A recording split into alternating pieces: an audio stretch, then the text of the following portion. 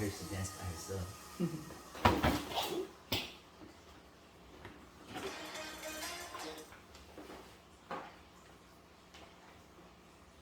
Hey everybody, Armando and Ashley here from Mondo's Exotic Zoo. And we want to welcome you guys to the Tortcast. So today this is our first episode. We're going to do it about leopard tortoises. So basically for this one, it's going to kind of be like an extended version of a Tort Talk. And we want to talk about our leopard tortoises here. And we want this to kind of be like an interactive thing. So like on this one, you can comment. For the next ones, you can comment different questions about different reptiles or animals in general, things you'd like to know. And we make it part of the show. So today we're doing leopard tortoises. And leopard tortoises, they're an African tortoise. And they have the largest range out of any African tortoise. You can find them all over Africa from the north to the south, to the savannah, and all those different things. You can find them at like crazy elevations, up on the mountains and things like that. These guys are crazy good climbers. They can climb up a vertical wall, so it's insane. Okay, well, Amanda, what do they look like? Obviously, you can see these here, but do they all look the same? Yeah, so your leopard tortoise, normally the way it's gonna look here, that you can see they're gonna have like a cream coloration. Some of them have more black, some of them have less black, and they got these brown scoots there. And from the front here, their legs, they got little tan legs there. You can see the cream coloration on their bottom. And all tortoises in general, they're gonna have like 5 scoots down the middle, 4 on the sides, and then all of their scoots around the sides here. But like you can see Hershey, she's a little different there. She's got 6 going down the middle, and then she's got 5 on each side, and a little split scoot over there. So it's a little interesting thing about Hershey there. Why does she have that? So they get that from like sometimes high incubation temperatures in the incubator. Sometimes like temperatures might be uneven, it might be hotter on one side than it is on the other, and she might have been on that hotter side. Sometimes people incubate them at a higher temperature for them to hatch quicker and things like that. Sometimes they want to try to get females, so they make it a higher temperature. But yeah, a lot of times it can be from like fluctuations in the incubator. One side's hotter than the other. Okay. Well, how big do they get? Obviously, these are still babies. Yeah, so Hershey here, I always forget how old Hershey is now, going on 3? Yeah, 3 years old. So Hershey here, she's a decent sized girl already. Here she's probably like 8 inches long, and we need to do a weighing in with her again so I can remember how much she weighs. But they'll get up to like 18 inches, 12 to 18 inches, and they'll get up to like 30 pounds sometimes. And then depending on where they're from, like the northern and the southern ones, they'll get a lot bigger. So like where we got our leopard tortoises from, they have like a more of a southern type leopard tortoise where they're a lot bigger. So these guys will get up to 28 to 30 inches and even like 80 to maybe even 100 pounds. So they'll get pretty big, almost like sulcata size. They're considered like the 4th largest tortoise? Yeah, it goes back and forth. There's like, we have like 2 of them. We have this one and the Burmese black mountain tortoise and the yellowfoot. They all go back and forth for which one is the biggest and stuff like that. But yeah, they're considered the 4th largest tortoise. Okay. Well, we've kind of talked about the size, but go ahead and tell me more about, like you said, I know there's 2 different kinds. What are the names of the 2 different kinds? And, Yeah, so they're right now they're still considered like one species, but they have like 2 subspecies people talk about, and it's the babcocki and the pardalis. So it's like Stigmachelys pardalis is their species name, and then there's Stigmachelys pardalis pardalis and Stigmachelys pardalis babcocki. And so like when we got Hershey, she like leans more towards the pardalis pardalis, so she'll be like very big. And then Kiss, he's still mixed between the two, but he's supposed to be a little bit more like the babcocki, so it'll be a little bit smaller. So normally like the babcocki are the more common, and they'll be like the 16-inch tortoises that we were talking about before.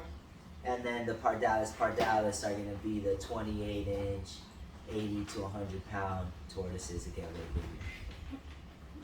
Okay. What do they like to do? So, being from Africa, and having the widest range of any tortoise in Africa. Oh, there goes some poop. Never mind, put it back down. Being from Africa, they'll use a wide variety of habitats. They'll be in the grasslands, they'll be in arid environments, and they don't dig very much themselves besides to lay eggs. So they'll use other animals' burrows to escape the heat or escape the cold. They'll just go in and share a burrow with someone else. And so that's actually a pretty good thing for keeping them in Florida, so they won't be digging underneath your house or anything like that. Well, what do they like to eat? They like to eat, they're a grassland species, so they eat mainly grasses and weeds and maybe different flowers and things like that. The occasional insect or thing like that. There's no like 100% vegetarians in the wild. Like even grassland tortoises outside, they'll grab a bug or something if they get the chance. So they won't pass up protein. How do they get their calcium in the wild? So they'll chew on bones in the wild. If they find like a carcass or something, they'll chew on the bones to get their calcium. That helps with their bone strength, keeps their bones nice and strong, and it helps with the development of their eggshells. So like a female really needs a lot of calcium, so you might find her in the wild chewing on bones and things like that. And also they'll eat like hyena poop, since they eat a lot of like whole prey items. There's like sometimes little bone fragments and leftover calcium in there that they'll eat to make up some of that calcium that they need.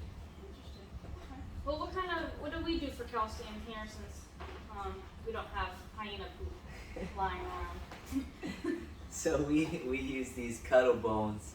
So this is the bone from like a cuttlefish. They use this bone, and it's like for birds. I just buy the one that's for birds, because the one that's for turtles and tortoises is the same thing. It's so much more money.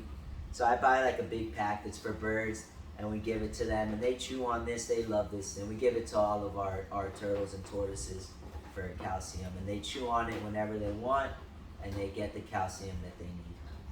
Awesome. Okay. Tell me more about like their defense mechanisms. They poop. They poop, they pee, they'll like pull their legs in real fast and let out all of their air, because like the way they breathe, they like, that's why like when you look at them, their legs and their head are going in and out. That's because when they're breathing, their legs have to go out for them to breathe in, and they bring them back in for them to breathe out. So they'll suck in their legs and their head, and they'll let out all of their air, and it makes this hissing sound. Sounds like they're hissing at you. And we're like, So I was reading something about that they're great swimmers. Tell me a little bit more about that. yeah, so some tortoises have a nuchal scoot. Like here in Florida, we have gopher tortoises, and a common pet tortoise is a sulcata tortoise. And sometimes people will find a gopher tortoise, they can't tell the difference. But there's like a scoot right here that gopher tortoises have, but leopard tortoises don't. So I'll come a little bit closer here. So you can see here, Hershey, she goes in here, and that allows her to raise her head up, which allows her to be able to swim and go through water a little bit better than a tortoise that has a nuchal scoot can. Interesting fact I read about their swimming, they can hold their breath underwater for 10 minutes. I don't know if that's true. I'm not going to try it out, but I saw that. I thought that was kind of interesting. Yeah, that's funny. Do they have like a different demeanor compared to like our redfoots and other kinds of animals? Yeah, so they're still a pretty social tortoise. That's why we got them, because they like to live in groups and stuff, and we really enjoy the tortoises that can be together and interact with each other. And so they are a little bit more kind of like shy than redfoots would be, but they're still pretty awesome. They still, like, right now they've been hanging out with us, so they're pretty calm. Like, we pick her up and she's not sucking her head in or anything. She's just hanging out, wanting to look around. She's pooping oh, see that? That's why you don't want to pick up like a wild tortoise. Like in Florida, it's illegal to touch a gopher tortoise anyway.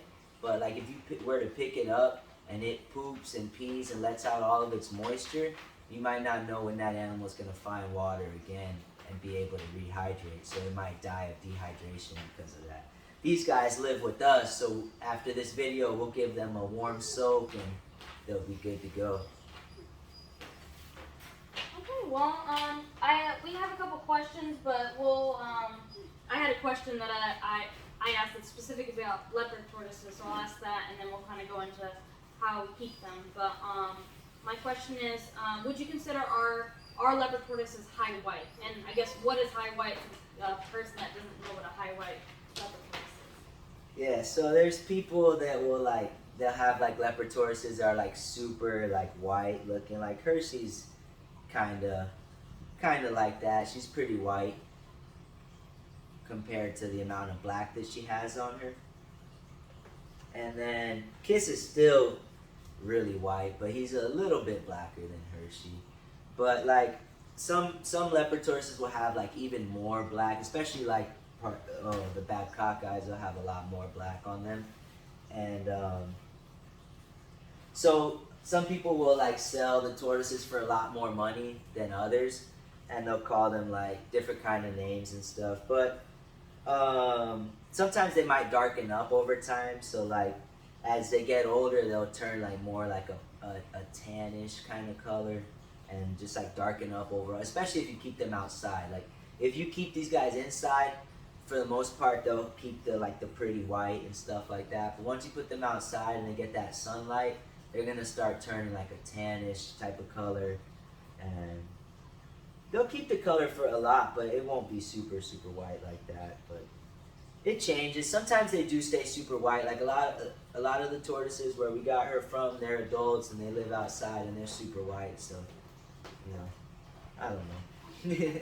And you talked about price. I know the prices are changing as I think the laws go around and stuff like that. I think tortoise prices are getting more expensive. But if someone was interested in buying a leopard tortoise, about how much would you expect them to be spending on, let's say, a baby?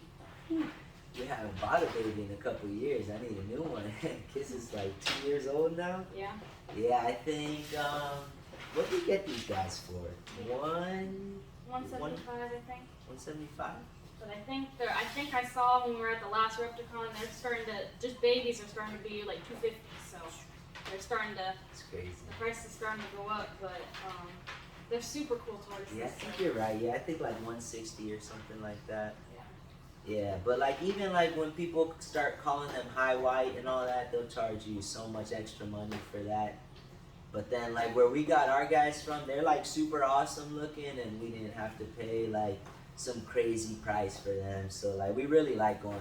We got them from a guy named Byron Petrie. He does Petrie's Pardalis. He's on Facebook. That's where we found him, and he's a nice guy. He checks in on them. If we send him a picture of them, he'll respond and stuff. And he's a really nice guy. He's a good guy. He's in Louisiana. That's who we got our tortoises from. Yeah. Petrie's Pardalis. I just don't even want to get another tortoise from somewhere, or another leopard tortoise from someone else. I love all his tortoises. They're Yeah, always they're so super cute. cool. And I saw that he has babies. Yeah. So tempting. Okay, so our last question is how do we keep them here, since obviously we're not Africa? Yeah, so we'll go ahead and pause this, and we'll pick it up over in our tortoise room where we have them and a few of our other tortoises. Alright, so here's the enclosure. And this is kind of how we keep them. Back towards the back there is like a mixture more of sand back there. And they've mixed it up themselves just from walking. But when I originally did it, it was sand back there. And then it was mixed with a little bit of soil. And then it was like 50% sand, 50% soil. And then as it got over here is more soil. And then we put sphagnum moss in here too. But over time, them running it over, we always need to put more in because it gets all crumbled up.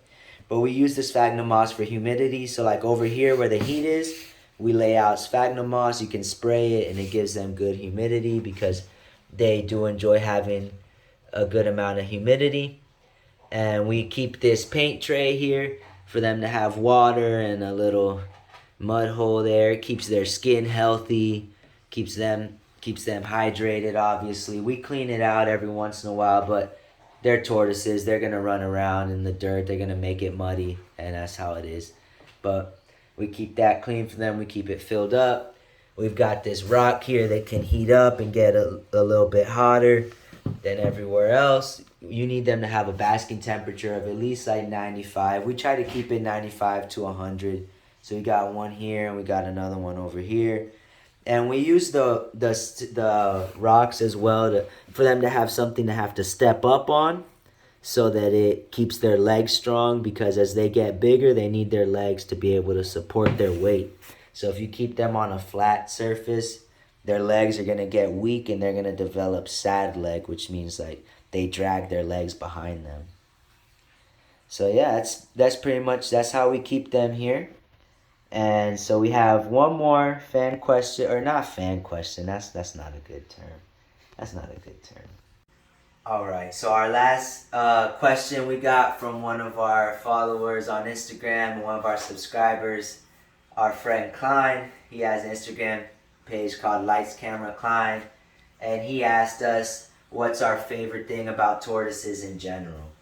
So our favorite thing is like, it's so nice to come in here and hang out and relax, and they're walking around and they're doing things. I just gave them cuddle bones, so they're all walking around chewing on their cuddle bone. Deuce has a little white face over there. Look at him. They're all chewing on their cuddle bone. And it's so fun to interact with them. They want to come over and see if we have food. And it's really a good time. I really enjoy them. It's like a peaceful thing. And they're just so fun and interesting. Like, every tortoise is different. They have a different type of like personality. And they have different care requirements. And it's really fun to set up all of these different enclosures. It really is. We have so much fun doing this. Like, this is super temporary. They're getting ready to go outside, and once we start building outside enclosures, it's gonna be so awesome. Like, we're gonna have so much fun. So really a lot of the fun is setting up an awesome environment for them to interact with and see them doing natural things. Like right now there's no grass, but we'll sprinkle grass seeds out there and they grow and they'll walk around and eat the grass and do just natural things that they do. And see, we're hanging out and they're coming over. Here comes Pablo wanting to see if we've got food for him. You can hand feed them. Like, we still have to bring our tortoise garden over, but we have hibiscus, we have cactus, all these different things that we grow for them. And you can bring it in here and hand feed them and they'll eat. And it's just really awesome. They're really like a cool, like kind of laid back animal that you can hang out with and take care of. And it's not, I mean, they're work, especially when you get a lot and we have a whole room full of tortoises. They become a lot of work, but like one pet tortoise, it's an awesome pet. Alright everybody, thanks for watching our Tortcast. We hope you had a good time. And I really want to encourage you guys to comment below and ask us any questions you want to, even if one of our family members out there, you want to ask us why we have so many animals or why we're so crazy, whatever, We'd like to have some fun answering those questions. Thank you to Klein for submitting a question. I really appreciate that. And, yeah. Anything else you want to say? No, this was fun. Thanks, guys. Yeah, I had a lot of fun doing it. Thank you.